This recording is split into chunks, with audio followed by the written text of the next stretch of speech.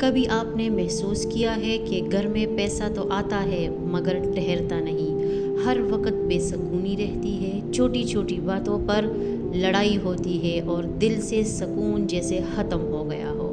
السلام علیکم میری پیاری یوٹیوب فیملی، امید کرتی ہوں آپ ٹھیک ہوں گے۔ الحمدللہ میں بھی ٹھیک ہوں۔ آج کا ہمارا ٹاپک ہے ہمارے گھروں میں برکت کیوں نہیں ہوتی؟ کیا یہ صرف اتفاق ہے یا کہیں ہم خود ہی ایسی غلطیاں تو نہیں کر رہے جن کی وجہ سے اللہ تعالیٰ نے ہمارے گھر کی برکت اٹھا لی ہو؟ آج کی ویڈیو آخر تک ضرور دیکھیں کیونکہ آخری وجہ ایسی ہے جسے اکثر لوگ معمولی سمجھتے ہیں، لیکن یہی وجہ بہت سے گھروں سے برکت ختم کر دیتی ہے۔ اسلام ہمیں یہ سکھاتا ہے کہ برکت صرف زیادہ پیسے کا نام نہیں، برکت یہ ہے کہ تھوڑے وسائل میں بھی سکون، محبت اور اطمینان ہو۔ لیکن جب انسان جان بوجھ کر گناہوں کو معمول بنا لیتا ہے تو آہستہ آہستہ برکت ختم ہونے لگتی ہے۔ مثال کے طور پر اگر گھر میں نماز کی پابندی نہ ہو، قرآن کی تلاوت ختم ہو جائے، جھوٹ، غیبت، بدزبانی اور ایک دوسرے کی دل آزاری عام ہو جائے تو دلوں سے رحمت کم ہونے لگتی ہے۔ ایک اور اہم وجہ ہے والدین کی نافرمانی۔ بعض لوگ سمجھتے ہیں کہ یہ صرف ایک اخلاقی مسئلہ ہے، لیکن والدین کی ناراضی انسان کی زندگی کے کئی دروازے بند کر سکتے ہیں۔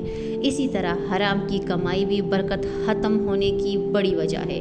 باہر سے سب کچھ ٹھیک نظر آتا ہے لیکن اندر سے سکون ختم ہو جاتا ہے، نہ دل مطمئن رہتا ہے، نہ رشتوں میں پہلے جیسی محبت باقی رہتی ہے۔ اور اب وہ وجہ جسے اکثر لوگ نظر انداز کر دیتے ہیں، شکر ادا نہ کرنا۔ جب انسان ہر نعمت کو معمولی سمجھنے لگتا ہے، صرف شکایت کرتا ہے اور اللہ کی دی ہوئی نعمتوں پر شکر ادا نہیں کرتا تو آہستہ آہستہ نعمتوں کی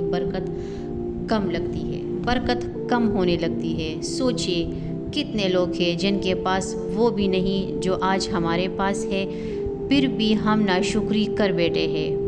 اگر آپ کو لگتا ہے کہ آپ کے گھر میں بھی پہلے جیسی برکت نہیں رہی تو آج ہی خود سے ایک وعدہ کریں، نماز کی پابندی کریں، قرآن سے تعلق مضبوط کریں، والدین کی خدمت کریں، حلال رزق کمائیں اور ہر حال میں اللہ تعالیٰ کا شکر ادا کریں۔ یاد رکھیں، جب اللہ کسی گھر پر اپنی رحمت نازل کرتا ہے تو تھوڑا بھی بہت محسوس ہوتا ہے، اور جب برکت اٹھ جائے تو بہت کچھ بھی کم لگنے لگتا ہے۔ اللہ تعالیٰ ہم سب کے گھروں میں سکون، محبت اور بے شمار برکتیں عطا فرمائے، آمین۔